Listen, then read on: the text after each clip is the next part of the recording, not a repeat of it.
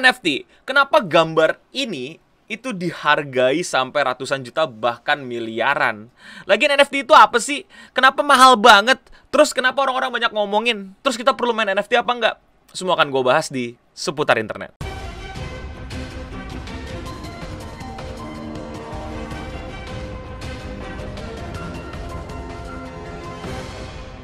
Hai Singham, gue Eno Bening, dan hai juga para penonton semua. Selamat datang di Seputar Internet, di mana gue di sini akan ngebahas segala sesuatu tentang internet, terutama sosial media. Dan sekarang di sosial media orang nggak berhenti-berhentinya ngomongin mengenai NFT.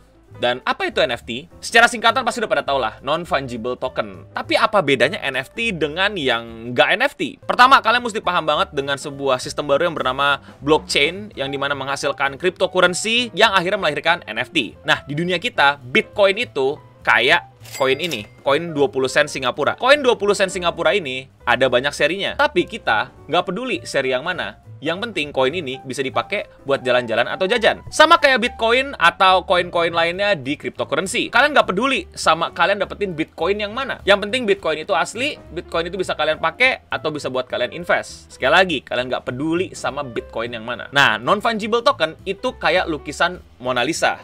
Kalian peduli sama lukisan Mona Lisa yang paling asli, bukan yang KW, bukan yang di print di baju, bukan yang kalian foto pakai handphone kalian. Tapi yang paling mahal adalah lukisan Mona Lisa yang paling asli yang sekarang ada di museum. Apakah banyak orang bisa menggambar lukisan Mona Lisa secara persis? Banyak banget, bahkan secara komputer pun bisa langsung dicetak. Tapi semua beda ketika kalian nyari keotentikannya, yaitu si satu lukisan Mona Lisa yang paling asli. Begitu juga dengan lukisan-lukisan yang NFT ini.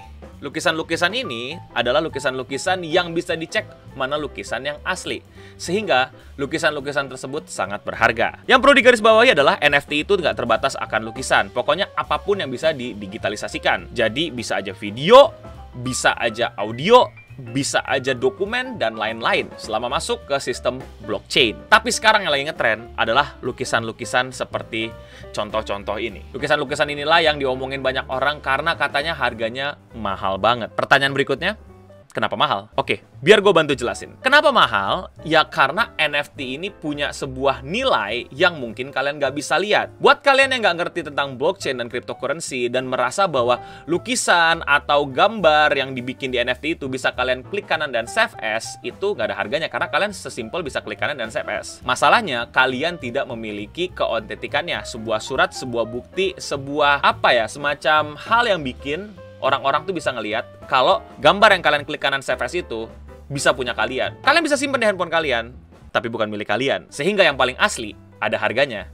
Kayak Mona Lisa. Tapi lukisan Mona Lisa yang di handphone kalian, yang kalian foto di museum, itu mungkin nggak ada harganya dan nggak ada yang mau beli. Ya mungkin adalah bapak ibu kalian mau beli $1-2. Nah, banyak orang yang bilang NFT itu mahal karena lagi hype. Ini betul, sangat betul. Karena memang NFT ini lagi ramai-ramainya. Dari nilai NFT yang paling langkah lah, dari value para pembuatnya kah, apakah dia sosok yang terkenal, apakah dia influencer, apakah dia artis Hollywood, dan lain-lain. Dan tentu saja itu jadi bikin makin hype dan barangnya makin mahal. Kalau kalian ngelihat hal tersebut masih aneh, gambar yang bisa kalian klik kanan save as dan bisa dibikin pakai pixel dan kayaknya nggak ribet-ribet banget, sebenarnya di dunia kita ini udah banyak banget contoh nyata sebelum NFT, seberapa kita sebagai manusia itu bisa melakukan kegiatan yang sangat irasional. Beli sebuah lukisan-lukisan yang harganya nggak masuk akal. Kalian tahu harga lukisan ini? Untitled by Mark Rothko, harganya berapa?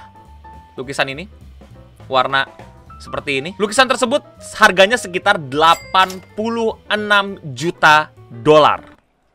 Kalau dirupiahin, 1.247.900.000.000 lukisan tadi. Dan ya, itu beneran nyata dan itu beneran ada. Dengan harga segitu kalian baru bisa dapetin lukisan yang tadi. Tentu buat orang seperti gua, seperti kalian yang nggak memahami seni, yang nggak memahami tentang sejarah lukisan tersebut, tentang makna di balik lukisan tersebut, tentang seberapa susah payahnya lukisan tersebut dibuat, kalian akan menilai harga tersebut adalah harga yang keterlaluan untuk membeli sebuah lukisan. Tapi ingat, di luar sana banyak orang yang memahami, mengikuti sejarahnya, memahami value dari lukisan tersebut dengan harga 1 triliun lebih. Dan itu nggak salah. Dan gue rasa ini bisa kita cocokkan dengan apa yang terjadi sama NFT sekarang. Karena hype, yes. Karena sejarah di belakangnya, yes. Karena penciptanya, yes. Karena lu ngefans sama yang buat, yes. Karena lu suka sama project-project yang dikeluarin sama orang tersebut, yes. Itu semua adalah value-value yang nggak semua orang mungkin bisa lihat di NFT saat itu. Tapi jangan kaget, karena di dunia kita sebelum NFT, lukisan ada yang harganya 1 miliar, 1 triliun, atau bahkan lebih dari itu. Dan hal tersebut mungkin gambar yang kalian bisa ledekin. Yalah, cuman warna doang. Yalah, cuman warna gradien doang, dan lain-lain. Sekali lagi, video ini tujuannya bukan untuk mendiskreditkan atau ngebilang kalau lukisan itu cuman warna doang, cuman gambar doang. Gue tahu bahwa pelaku-pelaku seni itu nggak bisa cuman gambar doang. Ada teknik, ada pelajaran, ada sejarah, ada latihan, ada inspirasi yang mahal, dan lain-lain. Gue paham tersebut. Tapi kita juga nggak bisa tutup mata di luar sana bahwa banyak orang yang nggak memahami itu. Sehingga melihat sebuah harga lukisan, atau bahkan sekarang NFT, jadi overpriced. Atau bahkan di tahap yang nggak masuk akal dan ridiculous. Jadi paham ya, poin video ini bukan ngejelekin karya seni siapapun, tapi ini mengungkapkan fakta bahwa di luar sana banyak loh dari mereka yang nggak bisa memberikan value terhadap karya seni tersebut. Jadi gue melihat NFT itu mahal seperti gue melihat bagaimana karya-karya seni itu bisa dihargai semahal itu juga. Ada value di belakang karya seni tersebut. Ada nilai-nilai yang mungkin gue nggak terlalu berwawasan, nggak terlalu pinter, nggak terlalu tereduket untuk memahami nilai-nilai tersebut, sejarah-sejarah tersebut. Dan begitu juga mungkin yang terjadi sama kalian sekarang ke NFT. Kalian nggak peduli sama kreatornya siapa, kalian nggak tahu kreatornya siapa, dan menurut kalian kreatornya biasa aja karena nggak kenal, karena nggak ikutin, karena nggak ngefans. Kalian biasa aja sama gambarnya, kalian lihat itu cuma gambar pixelated dan kayak, iyalah kayaknya gampang dibikinnya. Tapi mungkin kalian nggak tahu mesin di belakang yang mengenerate, gimana mereka mendesain kodenya biar tiap gambar itu selalu otentik, rare, dan unik, sehingga tidak akan pernah menemukan gambar yang pasti sama atau kemiripannya terlalu sama, terlalu banyak. Itu yang mungkin kalian nggak bisa nilai. Tapi orang-orang di luar sana, di internet sana, menilai dan memberikan value dan merasa bahwa harga gambar tersebut bisa menyentuh $5.000, $50.000, atau bahkan $100.000. Jadi itulah yang mungkin kalian nggak sadari mengenai NFT, dan gue mau coba memberikan perspektif baru ke kalian biar kalian makin paham kenapa itu bisa mahal. Toh NFT mahal bukan hal yang baru. Udah banyak kok karya-karya seni di luar sana yang juga bisa mahal, tapi menurut kalian itu pasti kemahalan. Dan alasannya ya karena itu. Nggak bisa melihat value itu. Apakah salah nggak bisa melihat value itu? Nggak juga. Apakah salah buat mereka yang bisa melihat value itu? Ya nggak juga. And that's its art gitu. Ketika mereka bisa punya interpretasinya tersendiri terhadap karya-karya tersebut. Dan value-value yang bisa mereka hargai atau yang mereka bisa lihat di art tersebut. That's art, I guess. Untuk kalian memahaminya lebih dalam lagi, lebih lanjut lagi, gue akan sedikit bersinggungan dengan filsafat menjawab. Walaupun ini seri seputar internet ngebahas NFT, tapi ini juga ada hubungan dengan filsafat menjawab. Dan kita akan ketemu sama om-om berjenggot yang menjadi banyak idola di luar sana ya, tapi bukan idola saya, yaitu Karl Marx. Bapak tersebut bilang bahwa kalian membeli barang itu karena dua value. Yang pertama itu karena fungsinya. Kalian beli baju ya biar anget, biar nggak kedinginan, biar nggak telanjang, biar nggak gampang sakit. Atau yang kedua, nilai jualnya. Kalian beli baju yang di tempat yang jauh, lalu kalian beli banyak, terus kalian jual lagi di tempat kalian dengan harga yang naik dikit, sehingga kalian untung. Nah, masih banyak dari kita itu menganggap barang itu ya cuma dua itu. Tapi sudah dikritisi juga pemikiran ini sama, yang ini baru idola gue nih, Jean Paul Diart, yang juga gue bahas di skripsi gue, bahwa orang tuh nggak hanya nilai dari fungsi dan nilai jualnya lagi, tapi ada dua hal lagi di era postmodern ini, alasan orang menjadi pembeli. Consumerism. Alasan satu fungsi, alasan kedua nilai jual, alasan ketiga adalah nilai value terhadap barang itu sendiri. Antara brandnya, antara penjualnya, antara brandnya, antara penciptanya, antara sejarah dari barang tersebut. Misal kalian beli barang-barang yang berbranded atau bermerek gitu. Kalian tahu nggak sih dengan hanya nempelin logo aja, harga barang itu bisa nambah $50, $100, $200, atau bahkan $2.000. The power of brand. Kalian suka banget sama brand itu.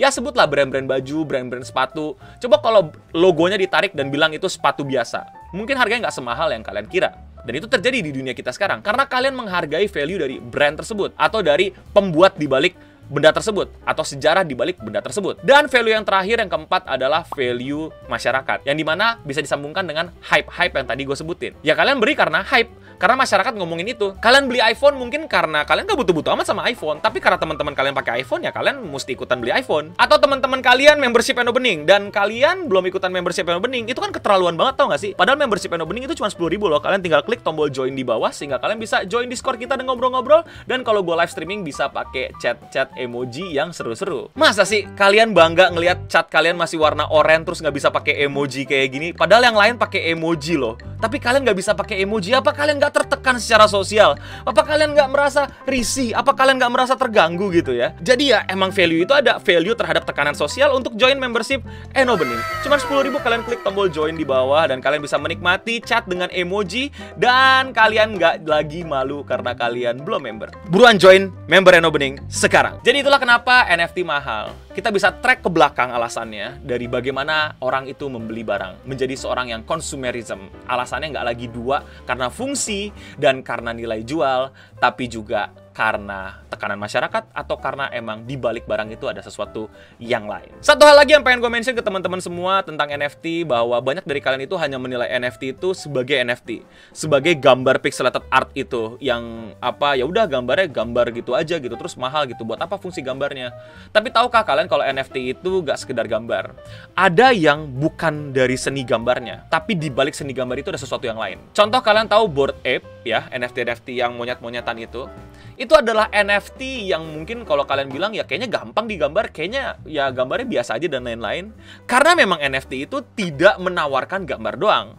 Di balik itu ada project besar yang bisa kalian nikmati. Sederhananya, gambar NFT yang harganya bisa sampai 1 miliar itu adalah sebuah kartu membership. Jadi kalau kalian beli NFT Bored Ape, kalian itu bisa masuk ke semacam klub eksklusif yang isinya orang-orang kaya yang bisa buang 1 miliar hanya untuk sebuah gambar. Ya tentu saja di situ isinya adalah kayak private club gitu yang isinya orang-orang kaya yang kalian bisa ngobrol, bisa mungkin networking atau seru-seruan, atau ada project-project, atau bisa ngomongin masalah investasi, masalah real estate dan lain-lain, dan I don't know. Jadi sebenarnya itu bukan gambar Bored Ape-nya, tapi ada klub di baliknya. Ada benefit lain setelah kalian membeli NFT tersebut. Jadi itu loh yang mesti kalian tahu. Nah, jadi buat teman-teman yang kalau misalnya kepo, kok bisa NFT ini mahal? Selain dari lihat hype dan dari lihat pembuatnya, lihat juga ada project apa di balik NFT itu.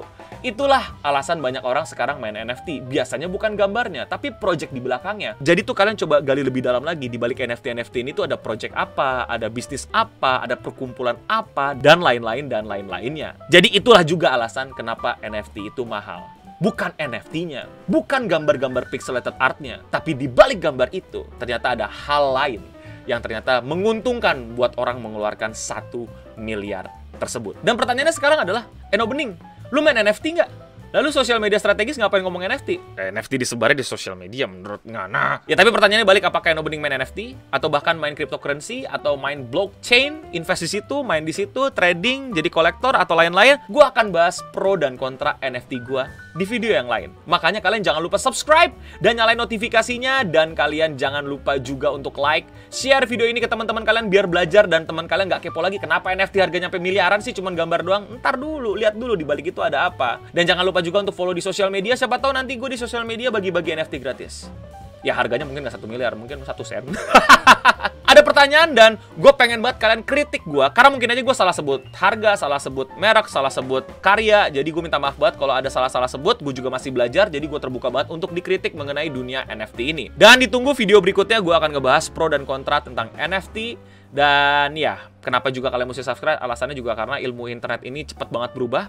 Jangan kaget, NFT dari harganya bisa tar bisa juga jatuh ke bawah. Atau malah kebalikannya, NFT yang tadi kalian beli $1 tiba-tiba sekarang harganya 1 miliar. Jadi ayo kita diskusi di komen di bawah. Menurut kalian, kenapa kalian nggak mau main NFT? Dan kenapa kalian mau main NFT juga bisa komen di bawah. Itu aja dari gue, Enobening, di seputar internet. Dan thank you semua yang udah ngikutin dan support gue. Dan untuk kita semua Singham dan penonton lainnya di rumah, stay clean and sound. Video-video gue atau karya-karya gue NFT, awas loh. Gak gitu caranya. Jangan malingin karya gue terus dijadiin NFT. Ya, awas. Serius gue ini.